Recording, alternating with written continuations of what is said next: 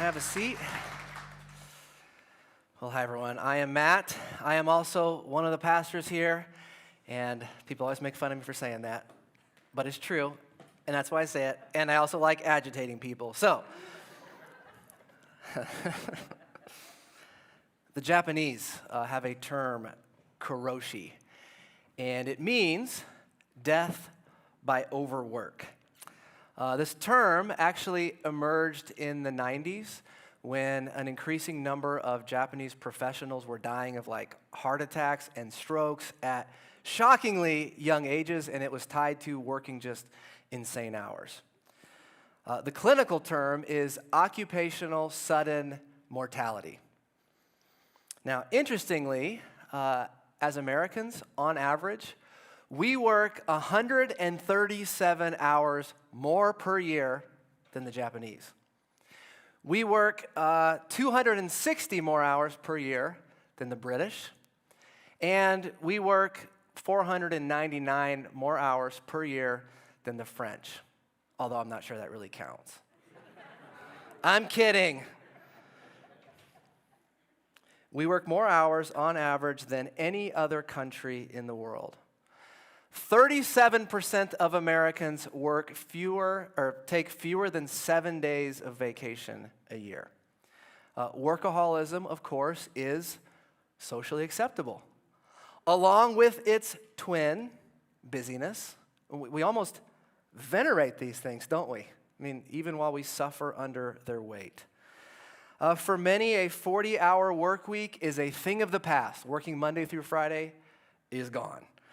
Because of things now like cell phones and text and email and Slack and, oh my goodness, Zoom, your work follows you everywhere. We carry our work around with us in our front pocket. Of course, COVID blurred these lines even more. Turns out there is a dark side to working from home, and it's this: your work bleeds over into every hour of the day and night, and sometimes every day of the week. Before Thomas Edison and the light bulb, the average American slept 10 to 11 hours a night. It's like, no way. No, they didn't. They did. You read about John Wesley getting up at 4:30 in the morning to pray. And it's like, wow, that's amazing and kind of intense. And then you realize he went to bed at 6:30 the night before. It's like, okay, well, there you go. You fast forward to today. Everyone's busy. Literally, every person I talk to is busy. Teenagers are busy. College students, of course. Retired people, even babies. We're all crazy busy. Busy has become a badge of honor, a synonym for important. I'm busy. I'm important. Really, I matter. I do. If you're not busy, you don't feel you have value. The French philosopher Descartes had that famous phrase, I think, therefore I am, and we have slightly altered that to I work, therefore I am. Think about what we always ask kids. What do you want to be when you grow up? I bet when we ask that, we don't necessarily have in mind things like character or virtue. No, we're thinking about work, career. It's not a bad question, but I think it does betray the fact that we tend to be overly preoccupied with work. We speed up our life with hurry and overload just to cram it all in. And what we miss, often until it's too late, is the fact that busyness and overwork, it actually does something to our soul. It goes past your schedule. It even goes past your blood pressure to our inner self. Corrie ten Boom once said, if the devil can't make you bad, he'll make you busy. Ladies and gentlemen, is there a practice from the way of Jesus to mitigate, to heal us, body, mind, and soul, from our workaholism and from the busyness of life in the modern world? If you have been here the past few weeks, you know the answer. What is the answer? Sabbath, and you probably saw it on the slide. We are going to wrap this series up. If you have a Bible today, so if you have a Bible, turn to Genesis chapter 1. As I said the first week, 3 times a year or so, because of our vision as a church, because of a new or renewed focus on actually following Jesus, being disciples, 3 times a year, we are going to do a 3 to 4 week in-depth study on a particular spiritual practice or discipline. And the reason for that is what I know about you, not because I've been spying on you, but because it's also true of me, is I can't just hear things one time and get it. I'm pretty sure that's actually backed up by science also. I can sometimes get my mind around something after hearing it once, but that's not enough usually to make me change or do something differently, especially not something as radical as practicing Sabbath in 2021. So week 1 on the Sabbath was fun, was an intro, and hopefully some of you left going, that's interesting.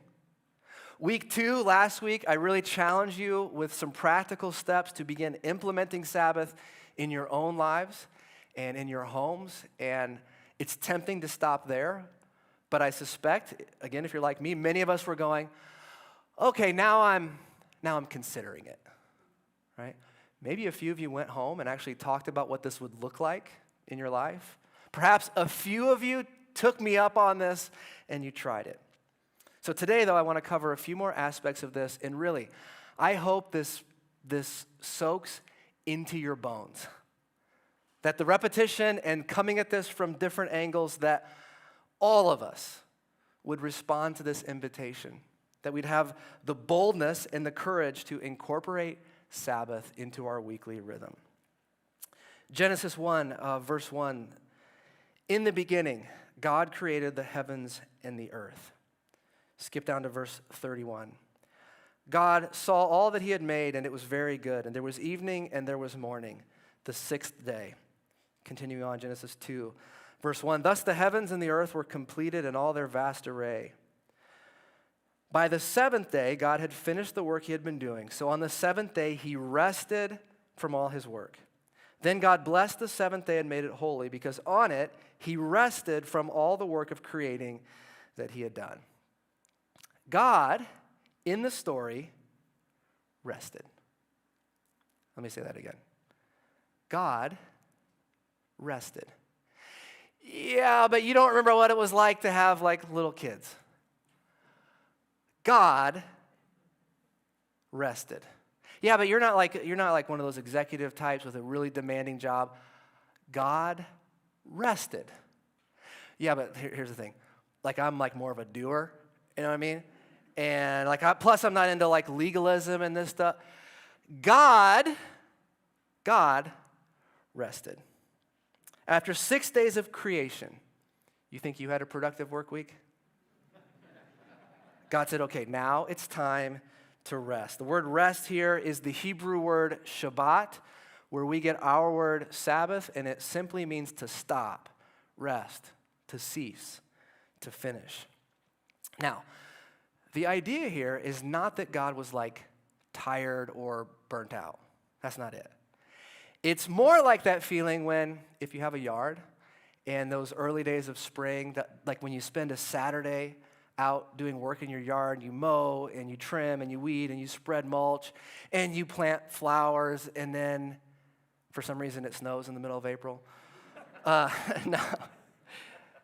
And you get to the end of the day and the sun is shining and you take a quick shower and you sit down in your backyard with your beverage of choice and you just go, ah. You delight in all that you've done. Just look around. You delight in your work. That's the idea behind Sabbath. It is very good. In fact, the word itself can be translated to delight. It's the kind of rest that's a party. It's a peaceful, joyful celebration.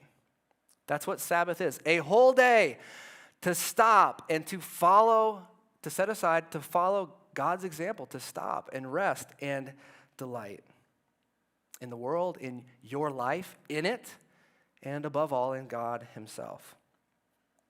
As I pointed out a few weeks ago, humanity was made on day 6 of creation. Day 7 was a day in which God, Adam and Eve, the whole garden, everything ceased production and activity or effort, which means Adam and Eve's, get this, first full day in existence was a day of rest. not work. Talk about a first impression, huh? Social scientists actually say that you form your first impression of people within 100 milliseconds of first meeting them. So yeah, first impressions matter. Imagine what Adam and Eve learned about God's generosity from their first impression of him on their first day. Their first knowledge of God and of the world God made was that rest was not an afterthought. It was of first importance. Dan Allender, in his book on Sabbath, said, "The Sabbath is an invitation to enter delight. The Sabbath, when experienced as God intended, is the best day of our lives. Without question or thought, it is the best day of the week. It is the day we anticipate on Wednesday, Thursday, and Friday, and the day we remember on Sunday, Monday, and Tuesday. Sabbath is the holy time where we feast, play, dance, have sex." Pretty sure he means with your spouse. "Sing, pray, laugh, tell stories, read, paint, walk, and watch creation in its fullness. Few people are willing to enter the Sabbath and sanctify it, to make it holy, because a day full of delight and joy is more than most people can bear in a lifetime, let alone a week." If you are new to the Sabbath, here's a great question to ask yourself to give shape to your practice. What could I do for 24 hours that would bring me deep joy? That would just cause me to exhale. It's very good. That would fill me with delight. For me, on the Sabbath, and this is going to look different for each of us, I don't check email, and it's on Saturdays is our day. I leave my laptop at the office. If you call me, unless you are my wife or my kids, I probably won't answer. It's sad, isn't it?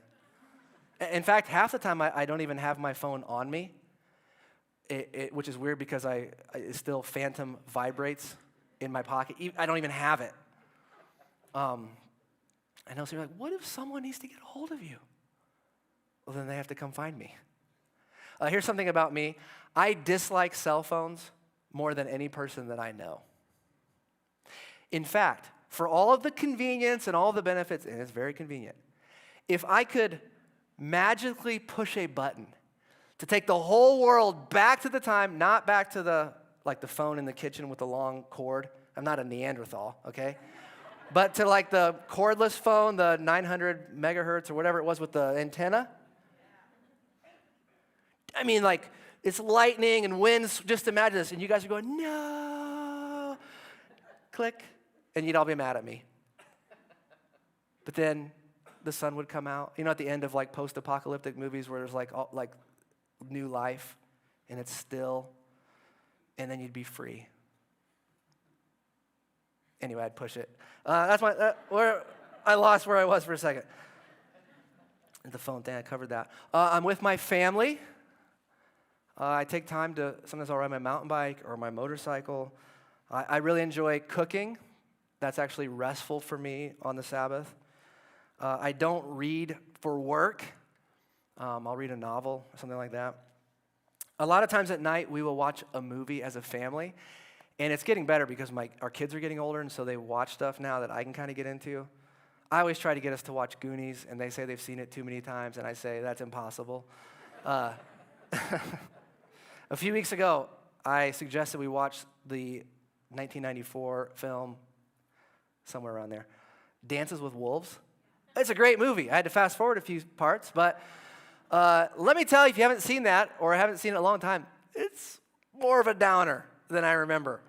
In the end, the horse dies, he gets shot, the wolf gets shot. I mean, at one point, Claire's like, why are we watching this? And I was like, I'm so sorry, I remember it. Anyway. My point is, for me, Sabbath, it's like a weekly Christmas without all the stress and the weird relatives. Almost always, it is the best day of the week for me. It's the day that I feel most connected to my wife, my kids, most connected to God, my own soul. It's the day that I feel most at peace. It's the day that really sets the tone for my entire week. Notice three things from Genesis 1 and 2. Number one, the Sabbath is built into the rhythm of creation. God worked for 6 days and rested, and in so doing, he established a rhythm in the fabric of creation. It is not a coincidence that every single society, people on earth, has established a 7-day week, not just the Judeo-Christian framed society of the West.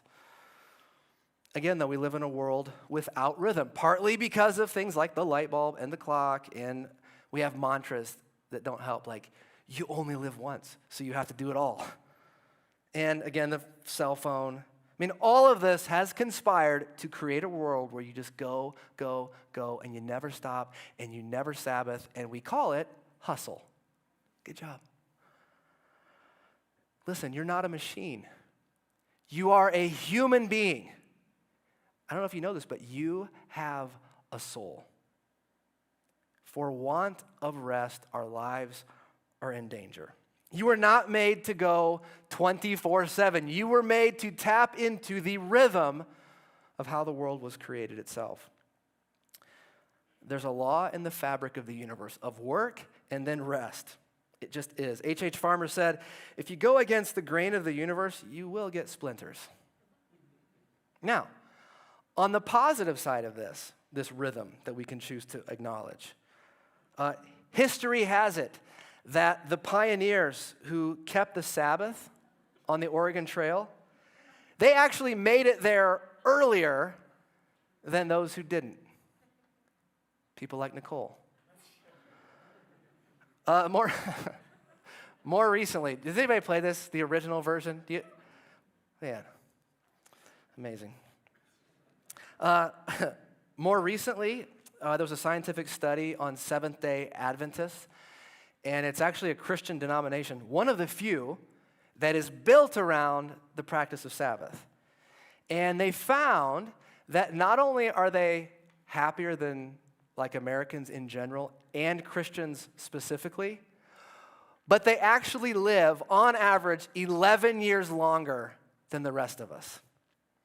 One doctor pointed out that if you count up all the time devoted to Sabbath over the course of an average lifespan here, guess how many years it is? 11. And his hypothesis was that for every day you Sabbath, you literally get that day added back to your life. On the negative side, when you go against the grain of the universe, when you don't Sabbath and you don't stop and you just go, you suffer the consequences: burnout, anxiety, a lousy immune system, high blood pressure, feeling disconnected from God and your soul and others. You can't fight the Sabbath rhythm any more than you can fight gravity. It just is. Wayne Mueller, in his book on Sabbath, says, when we neglect Sabbath, illness and crisis become our Sabbath. I am ashamed to admit this, but for probably the first 5, maybe 6 years of this church, when we started, I rarely took a day off. Had all the work of starting a church, and we had 2 little kids, and limited staff, and I was doing seminary at the time. It wasn't a good idea, although I'm glad I did it. And this is just one of the things that I've had to work through just with my own counselor about my own need to feel important or inability to say no or whatever. Here was my fantasy. You ready for this? I don't know what you fantasize about, but here's my fantasy during a lot of those years. Maybe if I could get sick, not like super sick, just enough to go to the hospital. Or maybe I get like hurt somehow, not like really bad, but just enough to spend a few days in the hospital, and then I could rest, which is crazy. If you've ever been to the hospital, it's actually not a very restful place. And then I could say no to these things or have my calendar cleared or whatever. Yeah. The Sabbath, it just is.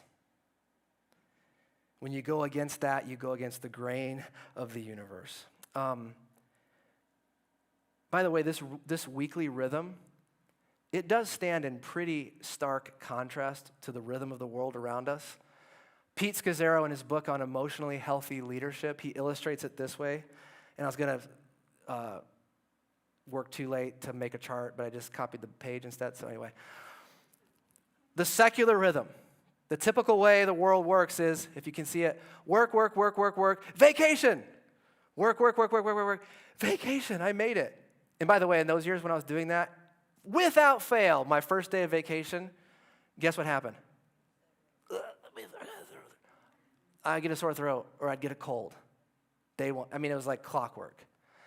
In contrast, God's rhythm looks like this. Sabbath. Work, 6 days even. Sabbath, work, Sabbath, work. It's a completely different rhythm. Number 2, the Sabbath is blessed. Genesis 2:3 says, then God blessed the seventh day. Did you know in Genesis 1 and 2, God actually blesses 3 things? He blesses animals, he blesses people, and then he blesses Sabbath, a day. Now, with the first 2, the blessing, in a sense, it's a life-giving blessing to procreate. And so God says to the animals, be fruitful and increase in number. He says to humans, be fruitful and increase in number. And by the way, we have had, and Jeremy alluded to this, but I can tell you the actual number. In the past year, 16 babies born here at Commonway. Not here, literally. And don't do that. So well done. Good job. That's the blessing. And then, my point, God blessed the Sabbath, a day. What does that mean? It means the Sabbath, just like with animals and human beings, has a life-giving ability to fill your soul and the world up with more life. I mean, life is tiring, isn't it? No matter how much you love your job, and I love mine, by the end of the week, I am done. I'm tired, I'm worn out, I'm irritable, ask my family, right? Rest refills you with creativity, vision, energy, optimism, peace, hope, and clarity. Sabbath rest is life-giving. Why? Because this is actually more than just a day. It is a blessed day. Number 3, the Sabbath is holy. Genesis 2:3 says he blessed the seventh day and made it holy. The rabbis talk about the principle of first mention. And you can debate its role in biblical interpretation and all that, but the idea is this, that the first time when you come across in the library of Scripture a word or an idea or a subject or whatever, that first instance, mention, is essentially a definition. Did you know the first time the word holy shows up in the entire Bible is here, tied to a day, to time? You're not an ancient Mesopotamian? Me neither. But what would have stood out to the original readers is the fact that in the ancient Near East, the gods and goddesses were always tied to space, not time.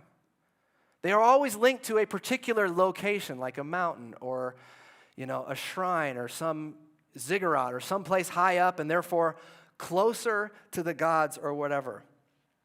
This God doesn't do that. God makes a holy day. Abraham Joshua Heschel said, the Sabbaths are our great cathedrals. He called the seventh day architecture in time. Because for this God, the one true creator, the entire cosmos is his temple. In other words, don't shrink him down to like a ziggurat in a desert. Meaning, if you want to experience God, you don't have to travel to the other side of the world. All you need to do is stop. He's found right here. All you need to do is enter a day that is blessed and holy. Turn to Exodus 20, if you would. I want to revisit the 10 Commandments, starting in verse 8, which is the 4th commandment. God says, remember the Sabbath day by keeping it holy. So, notice, it is holy. Keep it holy. 6 days you shall labor and do all your work. That is a whole other teaching, isn't it? 6 days, labor and do. Some of you need to hear that one. But the seventh day is a Sabbath to the Lord your God. Therefore, the Lord blessed the Sabbath day and made it holy. Notice 3 more things as we kind of develop this theology of Sabbath. Number 4, the Sabbath is not the same as a day off. Did you pick up on that? Notice the refrain, to the Lord. The adjective again and again, holy, meaning set apart, special. I think we get the concept, all of us, of a day off. What's a day off? When essentially we do a day when we don't work for our employer, in theory. But we still work. We still run errands and do laundry and shopping and planning and, pay the bills and all of that. A day off is a day for many of us when we work, just all the work that we don't get paid to do. Eugene Peterson called this day a bastard Sabbath. Definitely never said that in church before. He called it the illegitimate child of the seventh day in American culture. The Sabbath is not a day off. It's not a day we do all the work we don't get paid for. I mean, some of you come to the end of Sunday exhausted. You get to the end of the weekend and just exhausted. And that doesn't mean it was a bad day or a bad weekend. It just means it wasn't Sabbath. I mean, the thing is, we get how to worship at church. We get how to shop. We get how to play. All of us get how to consume entertainment. Very few of us know how to rest. We actually confuse relaxation with restoration. Think of TV. The average American watches 5 hours of TV a day. This is staggering to me. How many of you get done binge watching whatever your show is and think, man, I just feel so alive in my soul right now. I feel so much clarity around this season of my life and what I should focus on. I have this better sense of who I am, and my creativity is just flowing right now. How many of you say, I feel so free? I feel so content in my body. Right? I don't feel lustful or greedy. I just feel so full of God's joy. Now, most of us just escape for a few hours, and then we come back to our same old problems, half the time without getting enough sleep the night before. The Sabbath is a holy day, a day to the Lord. Better translation, a day that is set apart and dedicated to God. And so when I Sabbath, I just run everything through the grid of, is this rest? Is this worship? And if the answer is yes, then I enjoy it guilt-free. If the answer is, or I find myself going, it kind of, sort of, then I don't do that. Because there are literally 6 other days for that stuff. By the way, when I say worship, I don't mean that all you do is listen to Bethel worship songs for 24 hours and study the Bible and pray. By worship, I mean you intentionally feed your soul with beauty in order to prompt spontaneous awe and wonder and gratitude and joy in God's presence. There is a way of curating beauty that will lead you to a whole life of worship. So come to church, sing, pray, study the Bible, but expand your list of disciplines to include eating, taking a nap, walking, playing a board game with your kids. Whatever it is that will make you break out in spontaneous worship of God. Number 5, notice the Sabbath is both a command and a gift. It's a command, like remember the Sabbath, and it's a gift. I've given it to you. It's for you. It's a gift. It's for your kids. It's fascinating. If you were to break the 10 Commandments down according to length, the Sabbath is by far the longest. It takes up roughly actually exactly, 37% of the 10. It's just one of them. Theologians point out that the Sabbath is number 4 in the commandments, and that it's kind of the bridge between the first 3, which are all about our relationship with God, and then it links to the last 6, which are all about our relationship with our neighbor. That it's the way that we live in love toward God and neighbor. And again, it's the only practice, spiritual discipline, that's commanded in the 10. Think about all the spiritual disciplines God could have put there. 1 made the list. You could argue that the 10 commandments are basically like bare minimum. There's other stuff you could do that's good or not do that's bad. It's like the bare minimum morality. And again, 1 practice made that list. Bare minimum, not prayer, not silence and solitude, not even scripture, but Sabbath. I want to revisit this debate.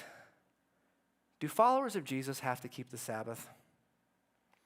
Is it part of the New Testament covenant, in other words? Is it still binding on us today? And to be honest with you, many scholars, if not most, say no. They point out, rightfully so, that there is no command in the New Testament to practice Sabbath. Paul never commands it, neither does Jesus. Now, we do have the Lord's Day, and there are some commands about worshiping and gathering around that. And there's also the idea in Hebrews 4 about this spirit of restfulness that we are to live in every day of the week because of Christ's work on the cross. But all that said, I disagree. Number 1, I would argue that it's part of the 10 commandments. By the way, it's the only one of the 10 that we regularly and shamelessly brag about not keeping. I find that odd. We don't do that with any of the other. Murder, by the way, isn't cool now, even though we're like New Testament people, okay? Number 2, Jesus practiced Sabbath. He never broke it. He broke the Mishnah, which is the Jewish teaching on the Hebrew law and scriptures. But he never said anything to null the Sabbath. In fact, he said it's a gift, which I've already told you. Sabbath was made for people. And then finally, number 3, it's the one command that's rooted in the Genesis story. Remember the Sabbath. Why? Because in 6 days God created the world, and then he created day 7 and blessed it. So I think it's kind of a pointless debate. And I get our objections. I get our pushback. By the way, our one theological objection is legalism. And I understand that. I've seen that, experienced that around this particular topic, and maybe you have too. But could I be so bold as to suggest that for most of us here, legalism is that's not really our biggest problem. It's our smokescreen. And if it is your problem, then don't do that. Don't make it legalistic. Okay? All right, I'm glad we had this talk. Again, it stands as a rhythm. Fighting about whether or not we have to keep the Sabbath is like fighting about whether we have to keep the law of gravity. Good luck with that. I love how the Sabbath is a command, but remember it's a gift also. The Lord has given you this day. I mean, do we have to enjoy it? I think we're missing the point, right? I want to. Finally, the Sabbath is a day we remember. In 1991, a guy goes to a flea market and he sees a picture frame that he likes, and he buys it and takes it home. Once he got home, he discovered that behind the frame or in the back was this weird old document. And for some reason, he didn't really think much about it. 2 years goes by. A friend sees the document and is like, hey, we should look into that. And that's the rest is history. This $4 frame was concealing a first edition copy of the Declaration of Independence that reportedly was worth well north of $1 million. So what are you saying, Matt, that I should go to flea markets more? No. I'm saying we don't realize what we have. right now, what we've been given. As modern Christians, we have an acute case of Sabbath amnesia. So the rabbis, they actually called someone who neglected Sabbath, they called him a tinek shenishba. Translated, it means the child who was captured. Because they thought, what kind of a Jew could be so oblivious to the Sabbath? And here's their conclusion. Only a Jew who had suffered extreme cultural dislocation. Only a Jew, in fact, who had been kidnapped as a child and raised by non-Jews. For Jews, forgetting the Sabbath was the same as forgetting one's entire identity. As Christians, yes, we are going to enter into Sabbath in a unique way, and there's all kinds of freedom. But to remember Sabbath is to remember who we are. Children, born of the grace and mercy of Jesus. To keep a Sabbath is to give time and space on your calendar for the grace of God. We have to remember because we are all prone to forget. By the way, remember, that doesn't mean recall in your mind information for a test. It means to call into reality, to recall a reality that gives shape to your behavior in the present, right now. To remember that there is a creator, that this universe is not the product of blind chance. It's the result of a brilliant mind. To remember that rest is a gift to receive. So to recap all six, the Sabbath is built into the rhythm of creation. The Sabbath is blessed. The Sabbath is holy. You want to experience God, you don't have to travel, you don't have to go to a cathedral, you just need to slow down and rest. The Sabbath is not the same as a day off. It's not just for rest, but for worship. The Sabbath is both a command and, more importantly, a gift. And it's a day we remember. In our 24/7 world, the Sabbath will not just happen. It is a deliberate, intentional, sometimes costly, completely countercultural practice. If you just let this happen to you, if you just kind of let it happen, maybe it will, maybe it won't, spontaneously. More often than not, it will devolve into what Peterson called a bastard Sabbath. To Sabbath well, ironically, requires a little bit of work. That's what I want us to think about. It's ironic because that's what we're trying to get away from, right? 3 times in the New Testament, it talks about the preparation day. That is the day in Jewish practice before the Sabbath to get ready for the Sabbath. I was telling Jeremy about this, and he mentioned the film Fiddler on the Roof. And he's telling me about this scene, and I'd never seen it. I said, are you trying to trick me into, is there singing in this, first of all? And I'm just kidding, I love musicals, but he described this scene where, I don't know their names because I haven't seen it, but they're in the house, and they're trying to get ready for dinner, and they're running around, and guests are coming over, and like the father's like, the sun's going down, hurry, hurry, hurry, get ready for the Sabbath. And there's all this frenetic activity, and then they sit down, and they do their song or their prayer or whatever to begin, and it's just like this calm moment, like this hush, this stillness, like it's begun. And then I watched that clip on YouTube, and I was going to show it to you, but it was boring, so anyway, I didn't. But anyway, I'm sure it's good in context. It's not a good drop in. He's back there like, I'm going to kill you. Okay. The preparation day.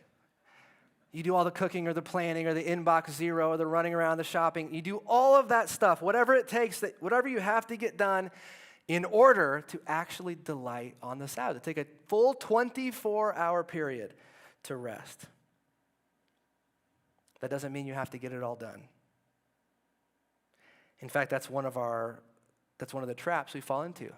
When I get it all finished, then I'll rest. When does it end? There's always more work to be done. What's nice about the Jewish Sabbath, and you're free to not do this, but it begins Friday night at sundown. Guess what you don't control?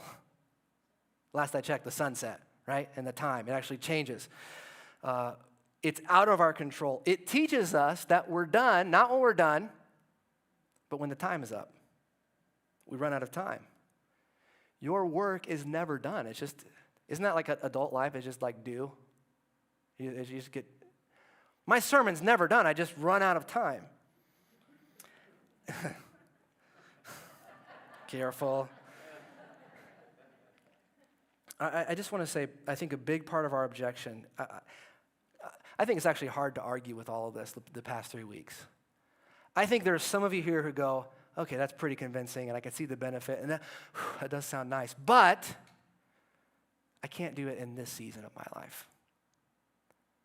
I'll do it in the next season, when the kids are a little older, when I graduate, when I get a different job, when my spouse and I have the same day off. I mean, it just goes on and on and on, and I'm just saying, I get that there are extenuating circumstances, but from my own experience, life has a way of going from just one, when this season ends, to when this season ends.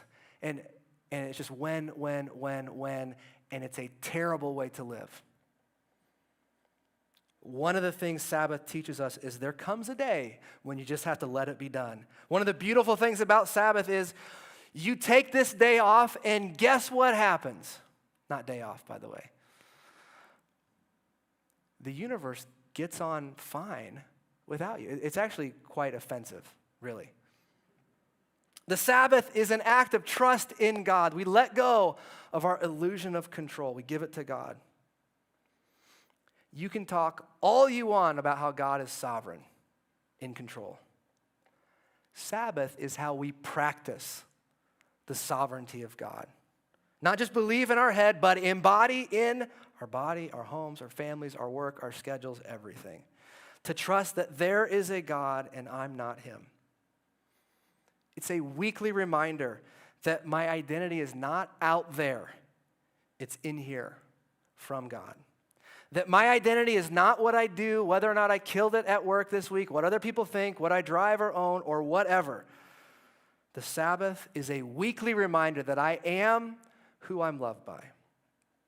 I love the old African proverb, truth is but a rumor until it lives in our bones. We start by trying, by engaging. We start here and now. The problem, the need is not for more education or more information on this. We begin to try it out, to experience it. We actually begin to change and experience transformation as we do what God has invited us into. A word here quickly to families, those of you with kids at home. The time is now. Not only is there incredible benefit for the life and the culture of your family to being fully present this one day, enjoying life. I mean, time goes so fast. If you're a new parent, everybody tells you, don't they? And it's true. You have an opportunity to pass on an emotional and spiritual heritage to your kids. It's about you. Discipling, modeling the way of Jesus at home. You want to know why a lot of kids who walk away from the church do so? Because they see a disconnect between what is talked about at church and the way their parents actually live when they're not being watched. It's called hypocrisy, by the way. You want to model a faith that actually means something to you? Yes, live with integrity. And yes, talk about Jesus. But one of the most concrete and I think significant things that we can do as parents is to do this. In this culture, that's crazy. By the way, your kids will love it. They'll look forward to that day. The time is now. And if you don't have kids, wherever you are, whatever your stage or season of life, your personality, there's tons of room for this. But now. We do have a handout. If you have kids downstairs, we're going to give this to you when you pick them up. And if you have teenagers on our email list, you'll get this by email. And there are also copies of this at the Connection Center in the lobby. Just ways to begin, just to help us think about how we could start. So take this and take some ideas, try them out, experiment, adapt them according to the stage and age of your kids. But we're trying to give you something to help empower you to take this beyond Sunday. Last thought is this. Here's the good news. We're not asking you to do more. Can you receive that? In fact, we're asking you to do less. This is not about addition, it's about subtraction. We're not asking you to add the practice of Sabbath to your already overly busy life.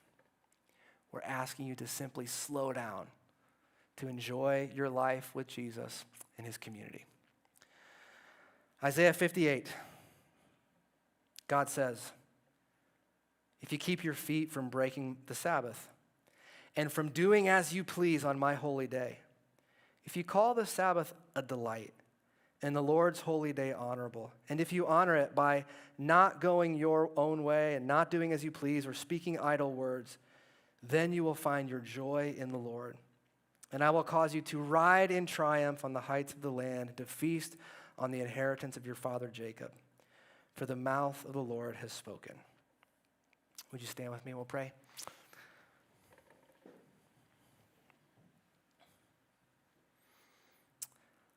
Lord, thank you for this command and this gift. Lord, would you give each one of us here the wisdom, the clarity to know, what does practicing Sabbath look like for me in this season, in this stage? God, help us to be brutally honest about what's keeping us from this. That many times the real reason is different than the excuses that we give. So give us courage. Lord, I pray that as we, in an act of faith, for some of us, it's full-on faith, to step out and to stop and rest and delight once a week. As we begin experimenting with this, Lord, give us a sense of freedom and joy to figure this out. But Lord, my prayer is months from now, a year from now, we're all going to have weeks that don't go well and just kind of crash and burn. But that we're going to stay on this path. And that months from now or at some point in the future, that so many of us in this room will be able to say, I didn't know what I was missing. If I could go back, I would have done it so much earlier. That for many of us, it would be the one thing in our week that we're absolutely committed to, because of the life and the joy and the delight that we get to experience. So we wouldn't trade it for anything. Give us your grace and strength. In Jesus' name we pray. Amen. Everyone got it? Have a great week, and we'll see you next time.